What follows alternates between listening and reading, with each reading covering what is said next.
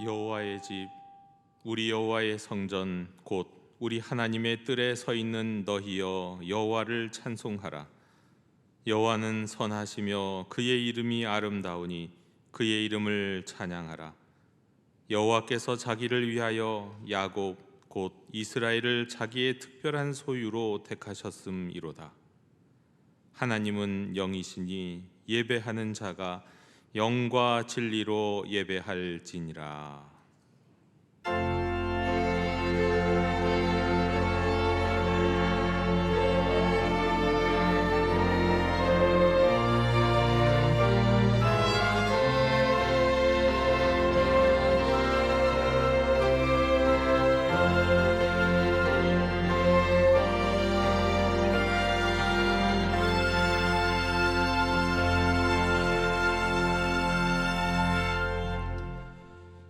태초에 말씀으로 우주 만물을 창조하시고 지금 이 순간도 크신 권능으로 온 세상을 통치하시는 하나님, 거룩한 주일에 저희가 옷깃을 여미고 가장 겸손한 마음으로 예배 전에 올라왔습니다.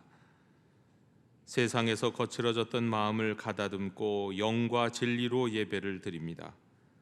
예배하는 저희에게 은혜를 베푸사 주의 도를 보이시며 진리의 말씀으로 지도하시며 생명의 길로 인도하여 주시옵소서.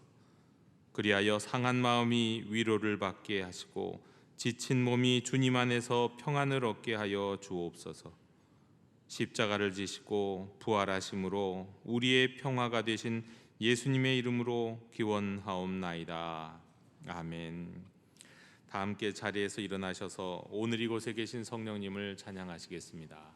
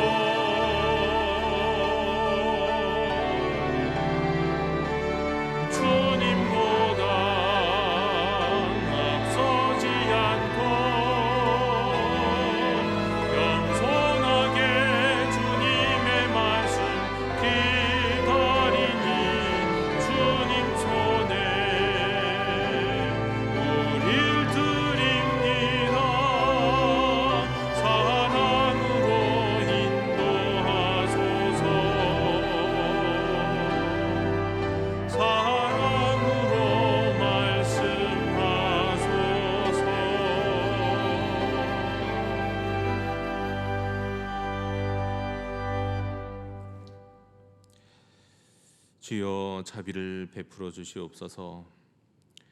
죄는 미워하시나 회개하는 죄인은 사랑하시는 하나님, 지난 한 주간 동안 저희는 겉모습만 아름답게 꾸미는 외식하는 자로 살았습니다.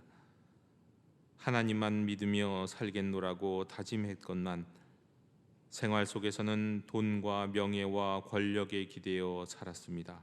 용서해 주시옵소서.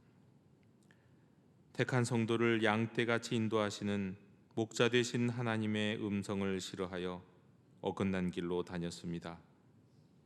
주님의 뜻대로 행할 수 있었던 많은 시간들을 헛되이 낭비하며 세월을 보냈습니다. 사하여 주시옵소서. 사랑이 많으신 하나님, 이 모든 죄악을 쏟아내며 새로운 삶을 다짐하는 저희들의 모든 죄를 용서해 주시옵소서. 주여 긍휼을 베풀어 주시옵소서.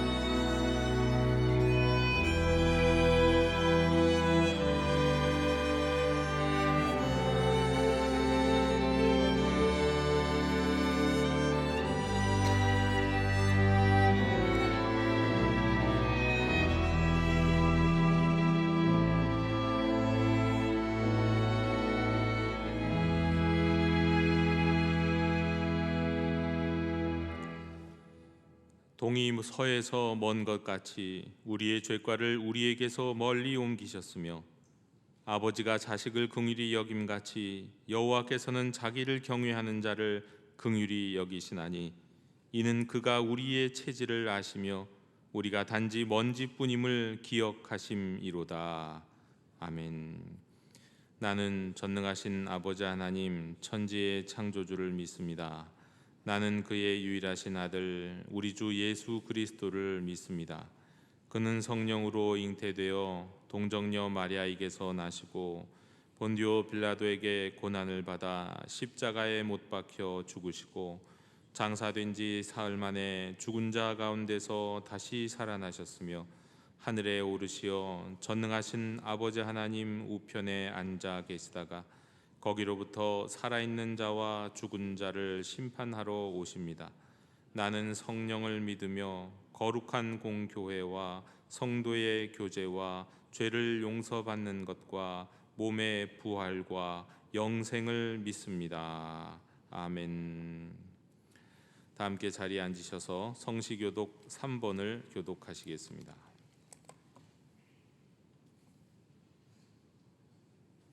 내 의의 하나님이여 내가 부를 때에 응답하소서. 곤란 중에 나를 너그럽게 하셨사오니 인생들아 어느 때까지 나의 영광을 바꾸어 욕되게 하며 여호와께서 자기를 위하여 경건한 자를 택하신 줄 너희가 알지어다. 너희는 떨며 범죄하지 말지어다. 자리에 누워 심중에 말하고 잠잠할지어다. 여러 사람의 말이 우리에게 선을 보일 자 누구뇨 하오니 주께서 내 마음에 두신 기쁨은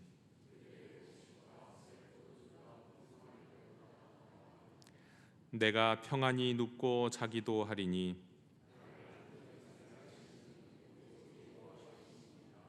아멘.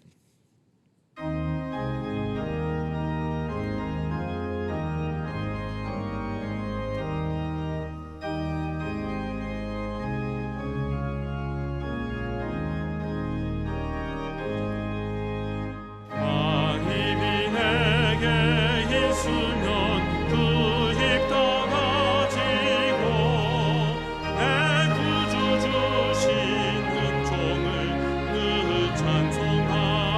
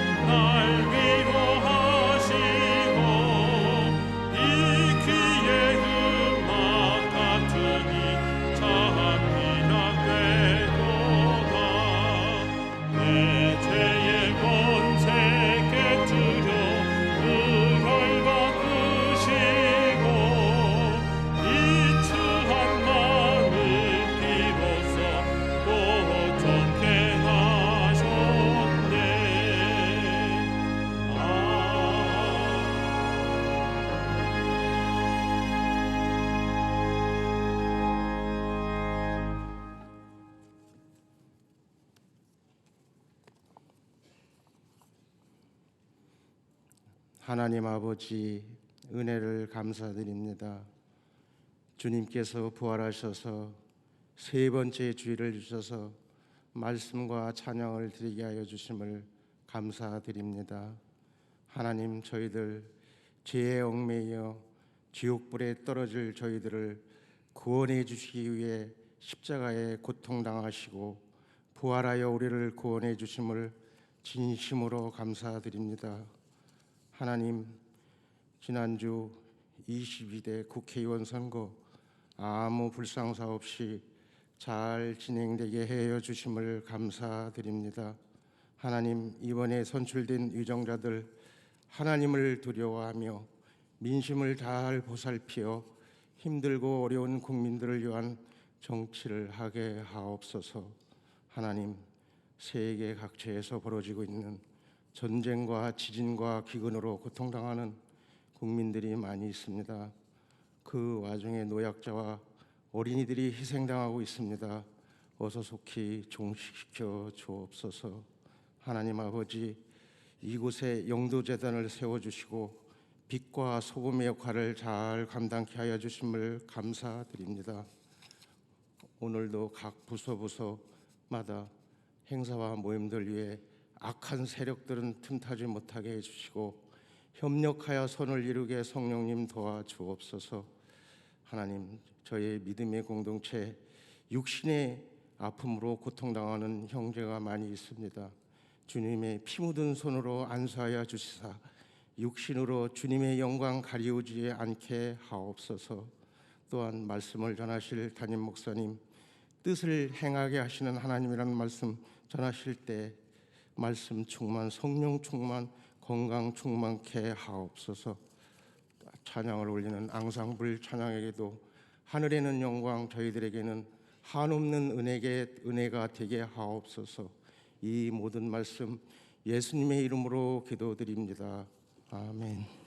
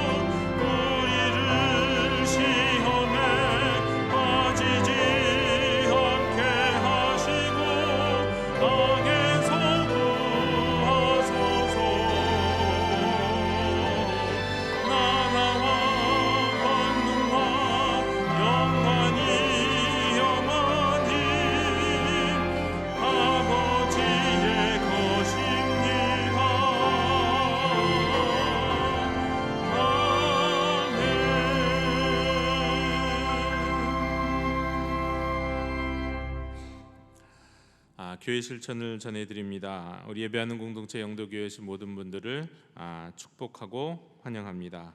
오늘 우리가 부활절 세 번째 주일로 지킵니다. 우리 부활절 인사 나누겠습니다. 그리스도 부활하셨습니다.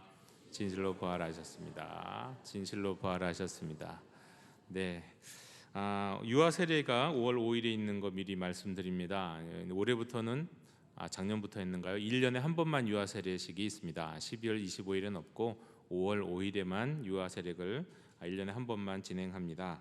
그러니까 오는 올해 유아 세례를 받을 예정인 분들은 이번에 꼭 신청해 주시고 참여해 주시면 되겠습니다.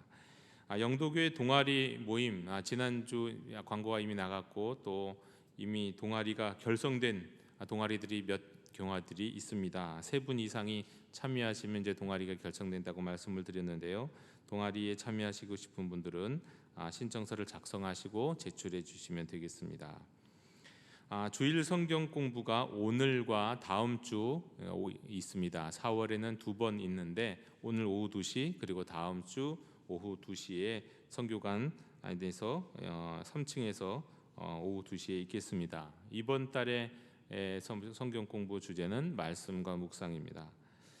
영도행전 준비를 위한 기도 모임이 오늘부터 시작됩니다. 5월 5일까지 매 주일 1시 10분부터 30분까지 딱 한 20분만 아주 짧고 굵게 강력하게 우리가 기도하는 시간을 가질 예정입니다. 우리 대상은 장로회, 안수 집사의 임원, 권사의 임원, 남녀선교회 회장 그리고 셀 리더이시니까 오실 수 있는 모든 분들은 이 시간에 함께 참여하셔서 우리가 영도행전을 준비하는 기도를 함께 드리겠습니다. 우리 교구 목사님께 성경 필사 노트와 또 작은 기념품을 찾아가시면 되겠습니다. 축하합니다. 우리 김온유 집사님 백정아 교우 가정 등남했습니다. 하나님의 위로를 빕니다. 우리 김실 집사님의 부친 우리 최주경 집사님의 장인께서 지난 주간에 별세하셨습니다. 유족들을 위해 여러분 기도해 주시기 바랍니다. 우리 모임 및 안내는 우리 주보 또 우리 광고를 참고해 주시기 바랍니다. 이상으로 교회 실천을 모두 전해드렸습니다. 이제 다 함께 자리에서 일어나셔서 말씀을 위한 찬송을 함께 부르시겠습니다.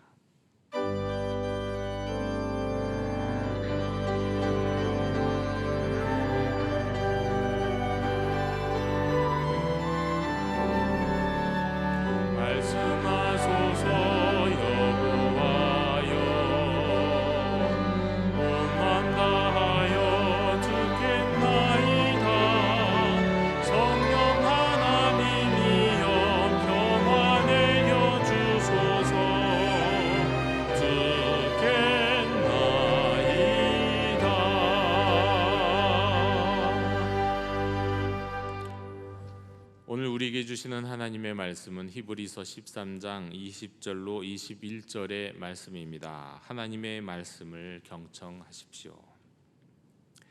양들의 큰 목자이신 우리 주 예수를 영원한 언약의 피로 죽은 자 가운데서 이끌어내신 평강의 하나님이 모든 선한 일에 너희를 온전하게 하사 자기 뜻을 행하게 하시고 그 앞에 즐거운 것을 예수 그리스도로 말미암아 우리 가운데서 이루시기를 원하노라.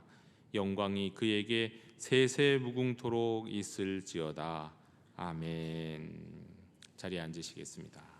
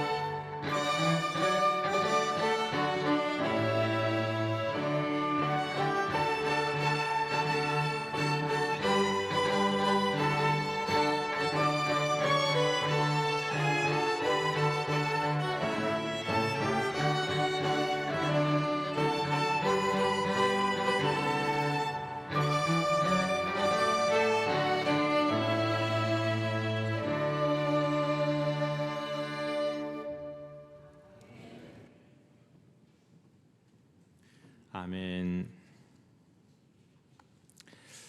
오늘의 성경 본문은 히브리서에 나온 축도입니다.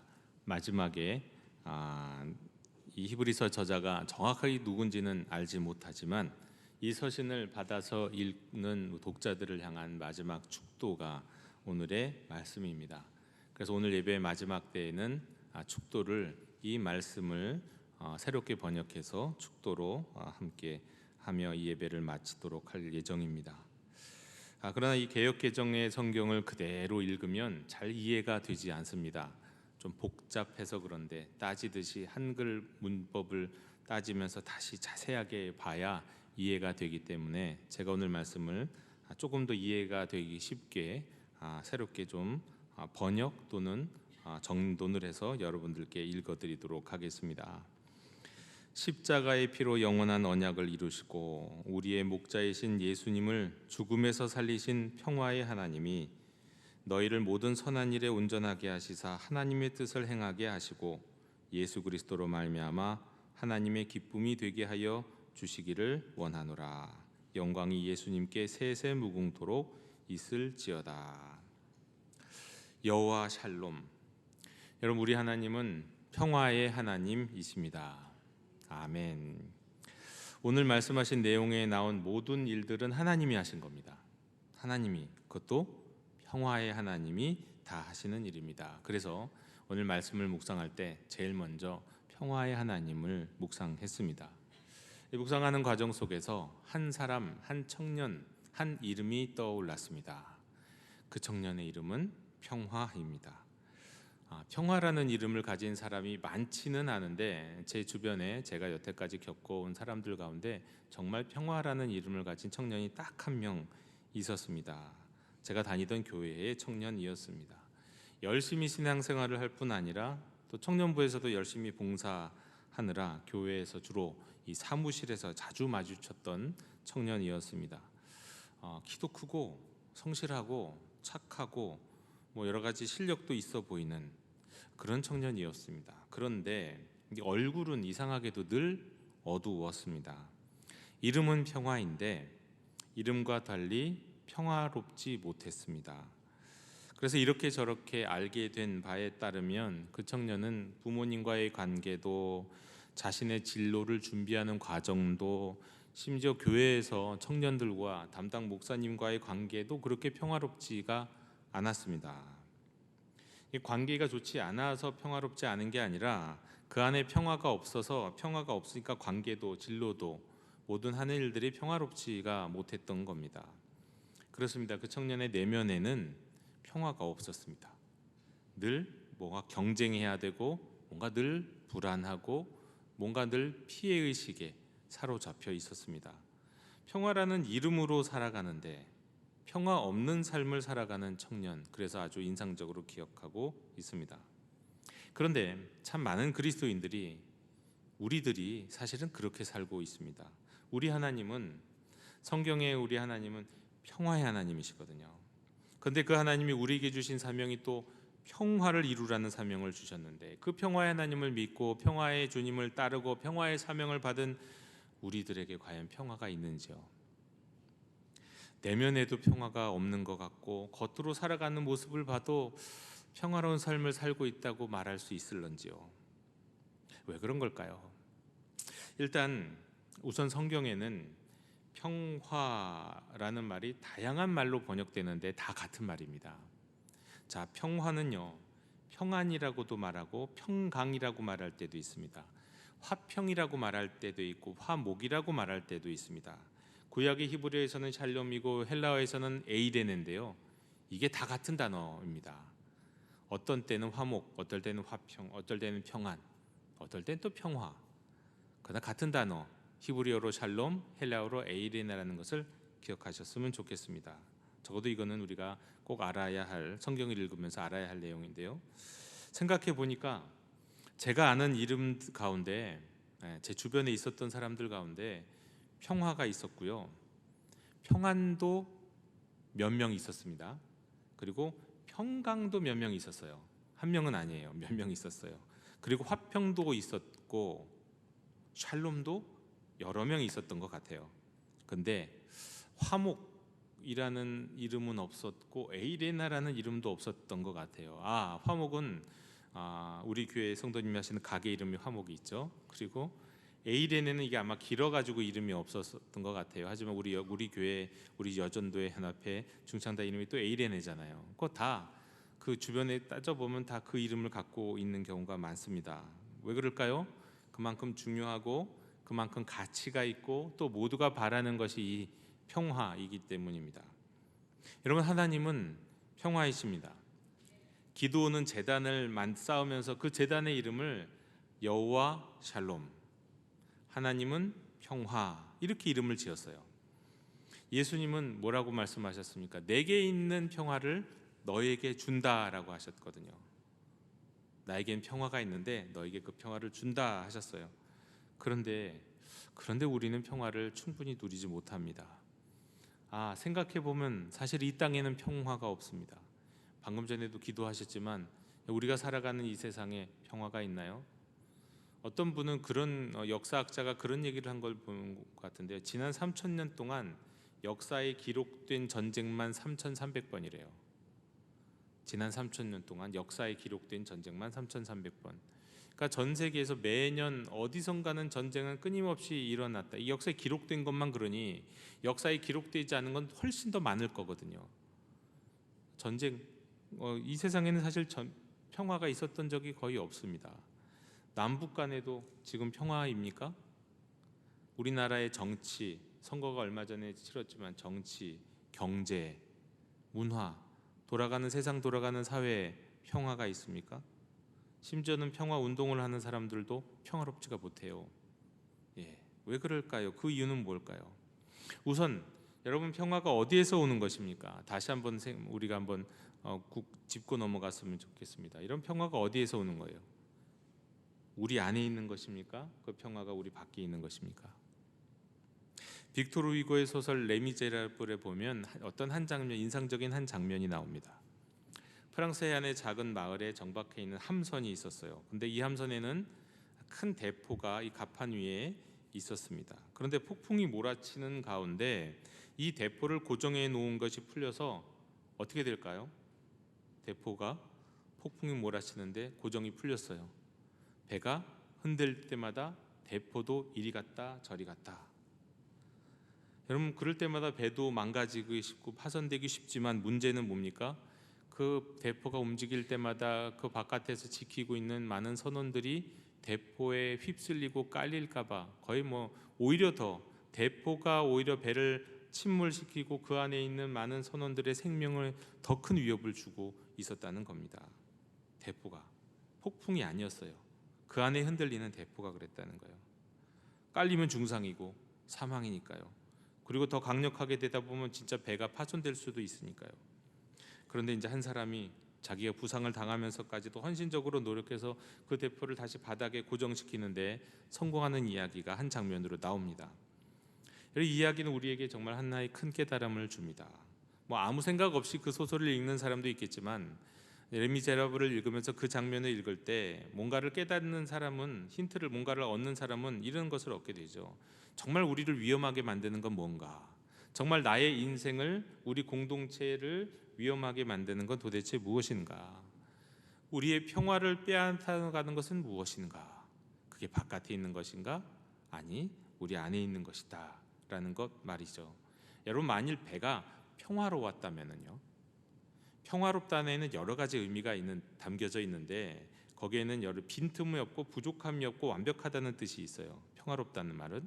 그런데 만약에 배가 평화롭다, 그러니까 배가 정말 잘 정돈되고 잘 준비되어서 빈틈이 없었다면, 우리가 세월호가 그랬던 것처럼요, 세월호가 그러질 못했었잖아요. 빈틈 없이 다 잘, 이게 줄이 잘 잡혀져 있었고 고정이 되어 있었다면, 배가 모든 것이 완벽하게 준비되어 있었으면 그러지 않았을 거 아니에요. 그것처럼 이 배가 빈틈 없이 잘 준비가 되어 있었으면 외부에서 폭풍이 어지간히 와도 흔들리지 않고 위험하지 않거든요. 그런데 이 내면에서, 이 안에서 문제가 있었던 거잖아요. 안에서부터 평화롭지 못한 거, 안에서 평화가 깨져 있었기 때문에 위험해졌던 겁니다. 자, 그러면 외부가 아니라 특별히 우리 내면에서 어떤 점들이 우리의 평화를 방해하고 우리의 평화를 깨뜨릴까요? 딱히 학문적인 근거는 없는데 사람들에게 널리 알려져 있는 이제 이야기 가운데 인간의 3대 욕구가 있습니다. 뭐 여러분들 동의하실 만한 이야기입니다. 첫째, 수면욕, 잠자고 싶은 욕구. 인간의 3대 욕구예요. 두 번째가 식욕이에요. 먹고 싶은 거. 그리고 이제 세 번째가 무엇이냐 갖고 조금 이야기가 있는데, 뭐 어떤 사람은 배설욕이라고 하고 어떤 사람은 성욕이라고 하기도 합니다. 근데 뭐 정말 그럴듯하고 뭐 인정할 만한 것 아닌가 싶습니다. 누구에게나 있는 것이고 인간의 동물적인 본성에 해당되는 것이기 때문이죠. 실제로 이것들은 모두 유명한 그 심리학자 아브라함 메슬로가 욕구의 위계 체계 이론이라는 것에서 이 제일 1단계 생리적 욕구에 해당하는 것들이에요. 그러니까 누구나 사람에게는 이런 욕구가 있죠. 인정할 수밖에 없을 거예요. 그런데 이제 이런 거 말고요, 동물에게도 있는 그런 욕구 말고요, 네, 어떤 학자는 이 동서양의 많은 이 철학과 고전 서가들을 보면서 정리했습니다. 인간이 가진 3대 욕구, 인간에게만 특별히 해당되는 3대 욕망이 있다고요. 첫 번째, 여러분은 동의가 되시는지 한번 들어보십시오. 첫 번째는 오래 살고 싶은 욕망입니다. 인간에게 있는 욕망 중에 하나, 오래 살고 싶은 욕망. 두 번째는 많이 가지고 싶은 욕망. 그리고 세 번째, 이건 좀 특이한데요, 저는 이것이 참 마음에 와닿더라고요. 세 번째는 복수하고 싶은 욕망이에요. 이게 사람이 갖고 있는 3대 욕망이래요. 인간이 가진 이 3대 욕망이야말로 인간이 가진 평화를 깨뜨리는, 평화롭게 살지 못하게 만드는 주범이라는 거죠. 네. 역시 일리 있어 보입니다. 여러분, 오래 살고 싶은 욕망이 없다면 어떻게 될까요? 우리는 보다 더 현재에 집중하며 살아가게 될 겁니다. 건강을 유지하기 위한 강박, 미래에 대한 불안 등을 버리면요, 현재의 삶을 더 즐기면서 지금 여기를 더 많이 누릴 수 있게 될 겁니다. 지금 여기서 더욱 평화를 누리게 돼요. 일리가 있다는 거죠. 부자가 되고 싶은 재물에 대한 욕망이 없다면 어떻게 될까요? 사람은 덜 경쟁적이 됩니다. 덜 경쟁적이 돼요. 그리고 더 협력적이 될 겁니다. 사람들은 서로 더욱 의미 있는 관계를 맺어갈 수 있을 거예요. 자신이 하는 일에 더 많이 만족하며 살아가게 될 거예요. 왜 사람이 자기 하는 일에 불만족하며 삽니까? 힘들어서 그런 것도 있지만 돈벌이가 안 된다고 생각하면 많이 불만족하거든요. 직장에서도 그렇고 사업의 현장에서도 그렇고 더욱 배려하며 살아갈 수 있을 거예요. 그래서 자기 내면뿐만 아니라 인간 관계에 있어서도 많은 평화를 누리게 될 겁니다. 자, 그리고요, 복수하고 싶은 욕망, 이거 참 특이한데, 성공하고 싶은 욕망, 승리하고 싶은 욕망이 아니라 복수하고 싶은 욕망, 이게 참 묘하게 동의가 됩니다. 복수심, 복수심, 이건 뭡니까? 기본적으로 사람이 상처받았다는 거예요. 자기 존재, 자기 체면 등에 상처가 생겼다는 거예요. 그래서 분노하고, 그래서 정서적으로 요동이 치고, 그리고 거기에 빠져서 자신의 삶을 때로는 막 내동댕이 치게 되는 것이 복수심입니다. 자기도 파괴하고 타인도 파괴하는 게 복수심이에요. 그런데 이 복수하고 싶은 욕망에서부터 자유롭다는 건 어떤 뜻입니까? 쉽게 상처받지 않는다는 뜻이고요, 잘 분노하지 않는다는 뜻이고요, 오해, 혐오, 편협함으로 갇혀 사는 것이 아니라 자유함 가운데 산다는 뜻이기도 합니다. 이게 참으로 그렇다 보면 내적으로 평안해지겠죠. 또 사람들과의 관계 역시 평화로울 겁니다. 자, 이런 내면적인 태도, 이거는 개인적인 평화를 넘어서 사회적으로도 이 복수심이 없어진다고 한다면 사회적으로도 갈등이 얼마나 많이 사라질까요? 우리가 선거 때마다 보게 되는 이 대한민국의 심각한 문제는 상당한 많은 부분이 복수심에서 오잖아요. 복수하고 싶은 데서 오잖아요. 많은 갈등들이 사라질 겁니다. 정말 평온한 세계가 올 거예요. 물론 이 욕망이 다는 아니에요. 얼핏 떠오르는 것만으로도 저 스스로도 딱 떠오르는 것들이 몇 가지 있죠. 성공하고 싶고 성취하고 싶은 욕망, 자아실현을 이루고 싶은 욕망이요, 인정받고 싶은 욕망, 우리 다 있지 않나요? 뭐 이런 것들도 사실은 해당이 됩니다. 자, 이런 대표적인 욕망들이 바로 사람에게서 평화를 빼앗아 간다는 거예요. 그러나 근본적인 문제를 우리가 살펴봐야 합니다. 근본적으로 왜 사람에게 평화가 없는가? 사람이 평화를 누릴 수 없는 이유, 우리가 명상을 통해서 억지로 평화하면서 마음을 평화롭게 할 수는 있어요. 저도 명상을 해봐서 알아요. 정말로 심리적인 방법, 명상 요가의 방법으로 사람이 묘하게 뿅 가게 하면서 마치 마약을 안 먹고도 마약을 먹은 것처럼 마음이 평화지게 방법이 있습니다. 명상하면 돼요. 전 해봐서 알아요. 근데 평화의 신, 그러나 그것이 정말 평화로운 것인가? 그게 진짜 평화일까요? 근데 그것도 알고 보면 착각이에요. 착각으로서의 평화예요. 여러분, 진짜 평화, 명상을 하고 평화를 내가 추구하고 평화 운동을 해서 한다고 인간이 평화에 이를 수 없는 이유는요, 근본적으로 평화의 신, 평화의 근원이신 하나님으로부터 분리되어 있기 때문이에요. 이게 근원입니다. 이게 가장 기본이에요.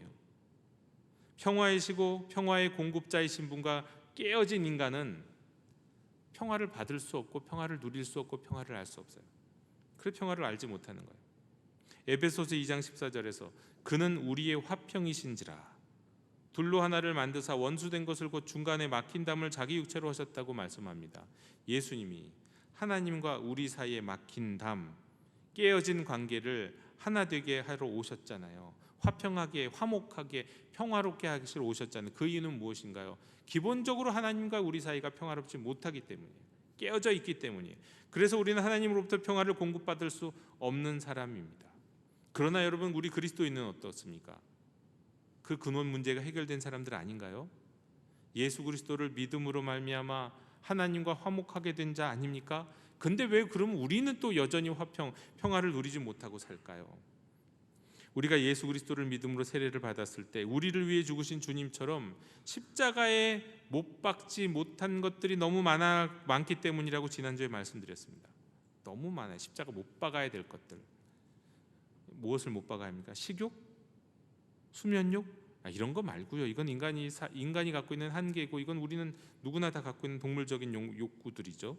그거 말고 장수, 오래 살고자 하는, 재물에 대한 복수심, 이런 욕망들이요.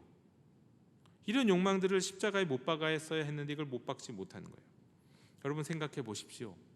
우리의 스승이고 우리의 모범이시고 우리의 구원자가 되신 우리 주 예수 그리스도의 일생을 기억해 보십시오. 예수님이 언제 장수를 구하셨습니까? 오래 살아야지. 언제 오래 살고자 하셨습니까? 예수님이 언제 재물을 추구하셨습니까? 예수님이 언제 복수를 꿈꾸셨나요? 여러분, 그분은 죽을 줄 아시고 예루살렘에 들어가셔서 십자가를 거절하지 아니하셨습니다. 재물은커녕 머리 둘 것도 없으셨어요. 십자가에서 자신을 해치는 정도가 아니라 자신을 멸시하는 이들을 용서하시면서 용서를 위해 기도하셨어요. 여러분, 우리 주님은 진정 평화로운 분이시고 평화이셨어요. 그리고 평화를 이루셨어요. 모든 욕망들을 십자가에 못 박으신 거죠. 우리는 그런 예수님을 닮아야 하고 닮음으로 그런 예수님의 복음을 전하는, 평화의 복음을 전하는 사람이어야 하기 때문에 우리가 앞서서 우리는 주님이 십자가에 못 박히신 그 십자가에 우리의 옛 욕망들도 못 박아야 돼요. 그리고 못 박은 이후 그 다음으로 나가야 된다고 말씀하셨잖아요. 십자가 이후 부활로 나가야 된다고요. 네. 지난 주일 말씀에 예수님의 십자가와 부활에 연합한 우리는 부활로 나가기 위해서 하나님을 바라보는 사람이 되어야 한다고 말씀을 드렸습니다. 홍해 앞에선 이스라엘 백성들처럼 하나님을 바라보면서 이제 하나님이 무엇을 행하실까, 그것을 기대하고 주목하고 기다리면서 그분이 하신 말씀에 자신을 맡겨드리면서 홍해를 가르고 지나가야 한다고 말씀드렸어요. 다시 말하면 우리는 모든 삶의 상황 속에서 우리 꿈틀거리는 욕망들을 다 십자가에 못 박고 평화의 신 하나님을 바라보고 사모하고 앙망하고 바라보며 나아가야 합니다. 그러기 위해서는 우선 평화의 하나님을 묵상해야 돼요. 여러분, 평화의 하나님 어떤 분이십니까? 아니, 하나님은 평화라는 말, 도대체 이게 무슨 뜻일까요?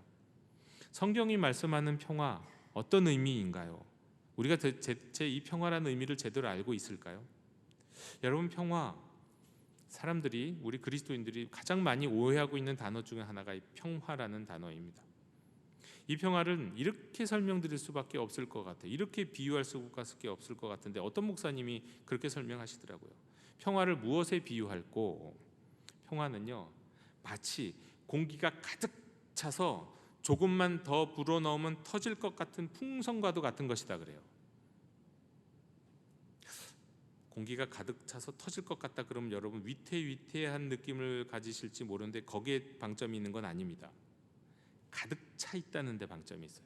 터진다는 거는 생각 안 하셔도 되는데 가득 차 있다는 거예요. 가득 차.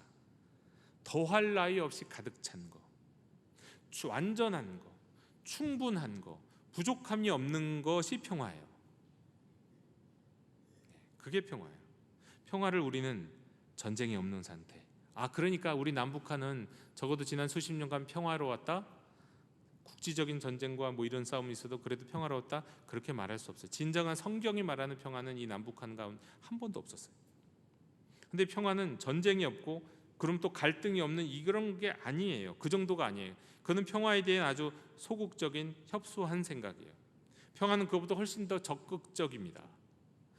모자라는 것이 없을 때 찾아오는 결과가 평화예요. 또 만족할 때 부족한 것이 없을 때 그 결과가 평화예요. 싸우고 대립하던 나라가 이제 우리 싸움을 멈추자. 더 이상 총을 들이대지 말자. 그리고 휴전하자. 아니 정전하자. 그런 평화가 올 걸까요? 성경이 말하는 평화는 그게 아니라요. 그렇게 한 다음에 서로의 유익을 위해서 가족처럼 형제처럼 협력하는 단계로 나가는 게 평화예요. 평화는 매우 적극적인 겁니다. 미안의 것, 깨어진 것을 완속하고 회복하는 게 평화입니다. 온전하고 완전해서 추가할 것이 없는 것, 회복할 필요가 없는 것이 평화예요. 빈틈이 없는 게 평화예요. 이스라엘에서 왕이 감당해야 할 가장 중요한 역할이 이 평화를 이루도록 힘쓰는 거였습니다. 그러나 어떤 왕도 사실 이 평화를 제대로 이루지 못했기 때문에 예언자들은 미래에 오실 평화의 왕을 고대했습니다. 그리고 그분이 영원하고 무한한 평화, 샬롬을 가져오실 거라고 기대했어요. 이사야에서 이렇게 나오죠. 장차 하나님이 당신의 백성과 샬롬의 언약을 맺고 또 모든 것을 바로 잡으시면서 깨어진 모든 것을 치유하고 회복하며 부족함이 없도록 만드실 것이다. 평화를 가져오실 것이다. 기대했습니다. 여러분, 이 평화의 새 언약에 이루어진 자리가 바로 십자가예요. 십자가의 피로 영원한 언약을 이루시고 예수님을 죽은 자 가운데서 살리신 그 부활을 통해서 하나님과 죄악된 인간 사이에 평화를 이루셨어요. 이 영원한 평화를 누리며 살아갈 수 있는 이 부활을 또 우리 모두에게 약속하셨어요. 지금도 우리의 부활을 준비하시면서 세상 끝에 이루실 완전한 평화를 위해서 우리 하나님은 평화의 자녀들, 평화의 백성들, 평화의 사람들에게 평화를 공급하시고 평화를 맛보게 하시고 평화를 미리 누리며 살 수 있도록 평화의 하나님이 오늘 우리를 인도하고 계세요. 그런 모든 일에 성경 오늘 말씀에 보면 모든 선한 일에 우리를 온전하게 하사 자기의 뜻을 행하게 하신다는 말씀이 있는데, 모든 선한 일에 우리를 온전하게 하신다는 말씀, 우리에게 평화롭게 하신다는 말이에요. 우리를 평화롭게 하사 평화의 사람이 되게 하사 하나님의 뜻을 행하게 하신다는 거예요. 하나님의 뜻이 무엇입니까? 평화. 우리를 평화의 사람 되게 하셔서 평화를 이루게 하신다는 뜻이에요. 다른 말이 아니에요. 우리 마음의 평화가 있고 우리 삶의 평화로 채워지면, 그리고 우리가 행하는 모든 삶의 영역들, 우리가 세상으로 나아가 평화를 위해 일하게 된다는 거예요. 여러분, 누가 그 일을 행하신다고요? 십자가와 부활로 새 언약을 이루시고 우리에게 하나님과의 평화를 가져주신 주님이 그 일을 이루신다고 말씀합니다. 여러분, 평화의 왕이신 예수님은 제자들에게 떠나시기 전에 미리 이렇게 말씀하셨죠.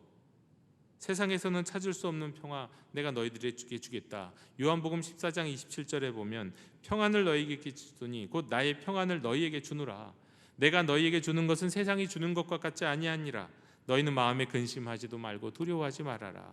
내가 나한테 평화가 있는데 그 평화 남기고 너희에게 주고 가겠다.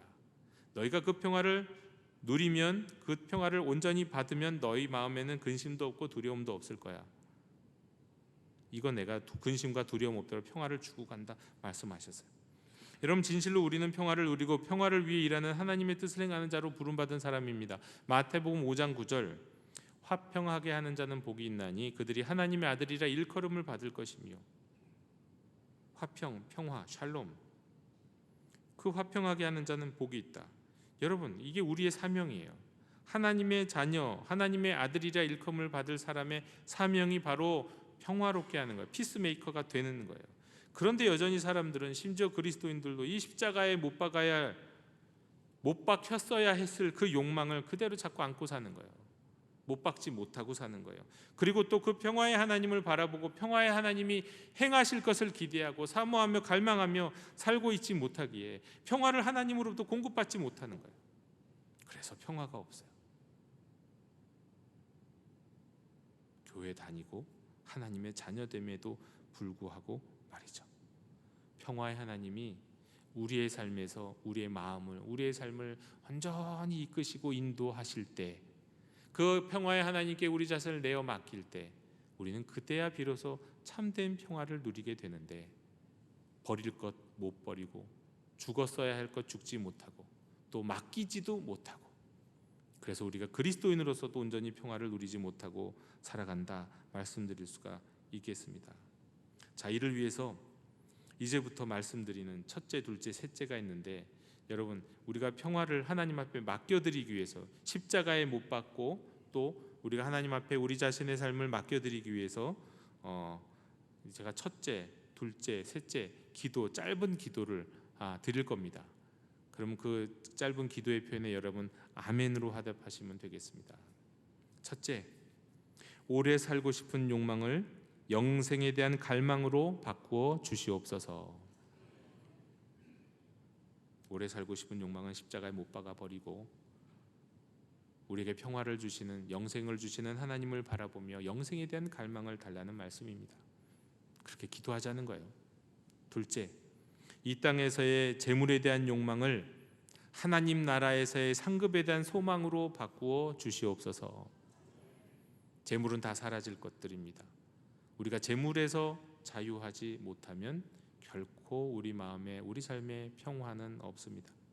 하지만 영원히 석재할 하나님 나라의 상급을 우리가 꿈꾸며 살아갈 때 우리 마음에 하나님이 주시는 평화가 임하게 될 것입니다. 셋째, 복수하고 싶은 욕망을 용서와 사랑의 마음으로 바꾸어 주시옵소서. 그렇죠. 복수, 그것을 만드는 분노, 그것을 만드는 혐오, 그것을 만드는 상처, 이런 우리의 연약함을 용서하고 사랑할 수 있는 주님을 닮은 마음으로 바꾸어 주옵소서. 여러분, 우리 마음이 언제 어떤 일들인지 용서할 수 있는 사람이면, 누구도 사랑할 수 있는 사람이면 어찌 그 마음에 평화가 없겠습니까? 그런데 용서할 수 없고 사랑할 수 없어서 온 마음에 불안하고 평화가 없는 거예요. 우리 마음에 이 사랑과 용서의 마음을 주시옵소서. 기도하는 여러분 되시길 원합니다. 그때 하나님이 십자가에 우리의 옛 욕망을 못 박으시고 그리고 부활의 주님을 바라보며 영생하시는 하나님이, 또 우리에게 평화의 하나님이 우리에게 저 하늘에서, 아니 우리 안에서 성령을 통해 새로운 희망과 새로운 평화를 공급해 주실 줄로 믿습니다. 우리 내면의 평화를 깨는 모든 죄악된 마음들과 계약들은 성경의 가르침 안에서 모든 선한 것들을 바꾸어 달라고 기도하시기 바랍니다. 이게 하나님을 바라보며 사는 사람이에요. 그때 주님께서 뜻을 행하게 하실 거예요. 이 뜻은요, 내 뜻이 아니에요. 하나님의 뜻이에요. 평화를 향한 하나님의 뜻을 행하게 하실 거예요. 나만 마음으로 평화롭고 나만 마음으로 고요하고, 그게 아니라 내 삶의 바운더리만 평화로운 것이 아니라 우리 가정만 평화로운 게 아니라 내가 진정 평화의 사람이 되면 하나님의 나라 안에서 세상에 나가서 평화를 전하고 평화를 이루는 진정한 피스메이커로 살아가게 하신다는 뜻입니다. 여러분, 우리는 그동안 너무 많이 기도할 때 너무도 많이 내 삶의 문제들만 갖고 기도하지 않았습니까? 이 문제 해결해 주십시오. 나의 바람은 이것이니까 하나님 들어주세요. 그런데요, 이제는 어지간한 문제는 문제가 되지 않을 정도로 세상의 가치관과 영향들이 우리의 속사람을 흔들지 못하도록 우리의 마음과 삶이 바뀌기를 기도해야 되겠습니다. 못 박을 것은 못 박아버리고, 욕망들은 못 박아버리고, 하나님이 주시는 평화의 하나님이 주시는 마음과 성경적인 가치관으로 우리를 채우도록 기도하고 갈망하고 소망하는 저와 여러분이 되시기를 원합니다. 존 브로더스라는 목사님은 이런 얘기를 하셨어요. 세상에 화평케 하는 일보다, 세상에서 평화로운 평화를 이루는 일, 화평케 하는 일보다 하나님을 닮은 일은 없다. 여러분은 오늘도, 또 바로 오늘 오후에도, 아니 내일도 하나님을 닮은 행동을 할 수 있습니다. 평화를 만드는 일이에요. 화평케 하는 일이에요. 그곳에 하나님이 함께 하십니다. 우리 안에 평안을 누리고 평화의 삶을 살아가고 평화를 이루는 삶은 평화이신 하나님을 닮아가는 것이고, 하나님을 닮은 자녀의 마땅한 삶입니다. 평화이신 하나님을 바라볼 때, 평화이신 하나님을 묵상할 때, 그리고 평안하신 하나님이 주시는 것을 갈망하고 또 갈급할 때, 기도할 때, 십자가와 부활로 이미 이루신 평화가 우리 마음에, 우리 삶에, 우리의 사역에 나타나게 되고, 그 평화로운 삶으로 주님의 기쁨이요 우리는 주님의 영광이 되는 줄로 믿습니다. 제가 신학교 다닐 때 아현동에 있는 한국 정교회 예배당에서 특별한 예배를 드렸던 적이 있습니다. 예배를 경험하는 자리였는데요, 그때 저는 직접 거기서 보지는 못했는데 그 예배당 옆에 교육관 벽에 이런 글이 쓰여 있었다고 해요. 평화를 찾아라. 그리하면 내 주위에 많은 사람들이 구원을 얻을 것이다. 우리가 우리의 마음과 삶이 평화를 누리고 평화를 이루는 삶을 사는 것이야말로 사실 그게 최고의 전도가 되는 것입니다. 우리가 세상에 나가서 그리스도인답게 그리스도의 향기를 바라는 최고의 방법 중에 하나는 우리 마음의 평화를 누리고 평화의 삶을 살고 이웃을 평화롭게 만들어가는 거예요. 이거 없으면서 다른 그 무엇으로 하나님의 일을 하려고 하지 마십시오. 이게 먼저입니다. 평화를 이루는 삶 말이죠. 평화를 찾는 삶, 평화를 만들어가는 삶, 평화를 추구하는 삶, 이것이야말로 우리 주위에 많은 사람들을 구원에 이르게 하는 최고의 첩경이 될 것입니다. 여러분, 우리로 하여금 이 평화라는 주님의 뜻을 행하게 하시는 하나님이 오늘 저와 여러분에게 우리 남은 인생 가운데 우리가 충분히 평화를 누리며 평화를 전하며 살기를 원하십니다. 그 평화의 하나님이 여러분을 다스리시고 여러분을 주장하시고 여러분의 삶에 평화를 이루시기를 주님의 이름으로 축원합니다. 하나님 감사합니다. 평화의 주님 감사합니다. 평화의 주님을 닮게 해 주옵소서. 평화의 주님을 따르게 하여 주옵소서. 우리의 옛 욕망들은 십자가에 못 박고 평화의 하나님을 바라보며 평화의 하나님이 주시는 것을 갈망하며 찾으며 추구하며 살아가는 저희들 되게 해 주시옵소서. 평화의 하나님으로부터 공급받는 새로운 마음, 영생에 대한 갈망, 부활에 대한 소망, 사랑과 용서의 마음으로 나아가 세상을 담대하게 살아가는, 승리하며 살아가는 저희들 되게 해 주시옵소서. 예수님의 이름으로 기도하옵나이다. 아멘. 이 시간 찬송가 414장 부르시며 봉헌하시겠습니다.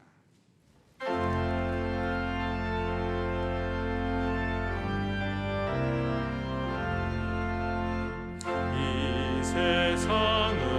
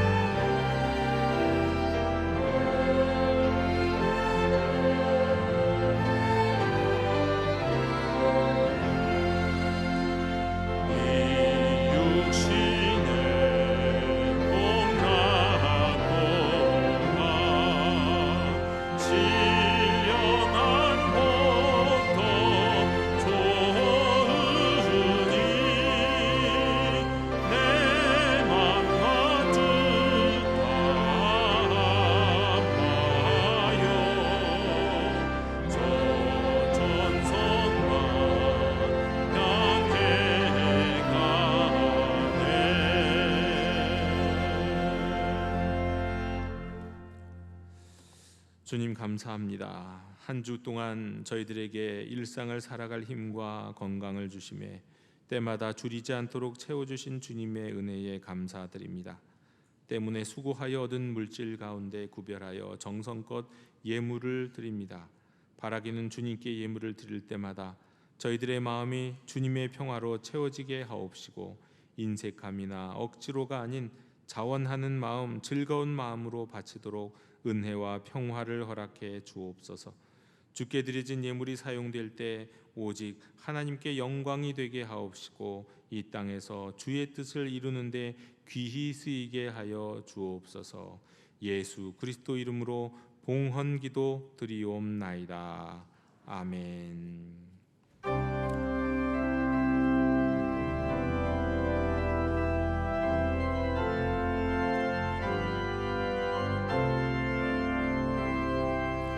말씀 앞에서 경외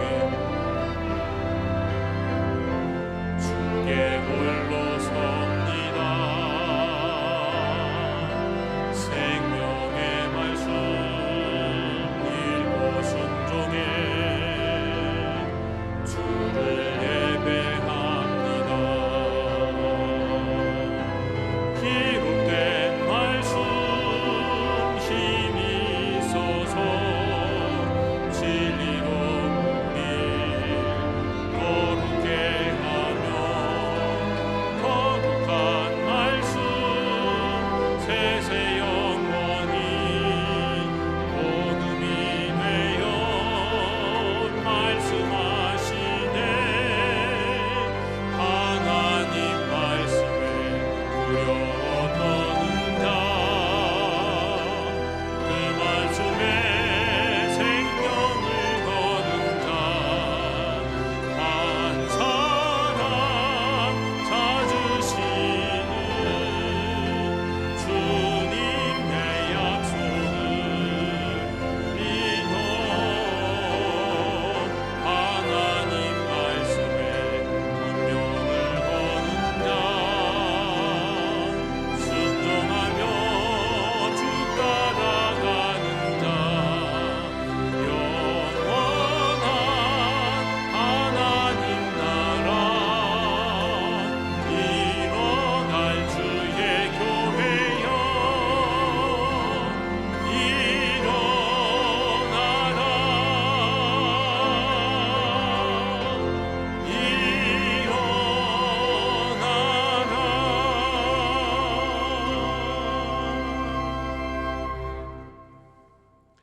지금은 십자가의 피로 영원한 언약을 이루시고 우리의 목자이신 예수님을 죽음에서 살리신 평화의 하나님이 저희를 모든 선한 일에 온전하게 하시사 하나님의 뜻을 행하게 하시고 예수 그리스도로 말미암아 하나님의 기쁨이 되게 하여 주시기를 원하노라.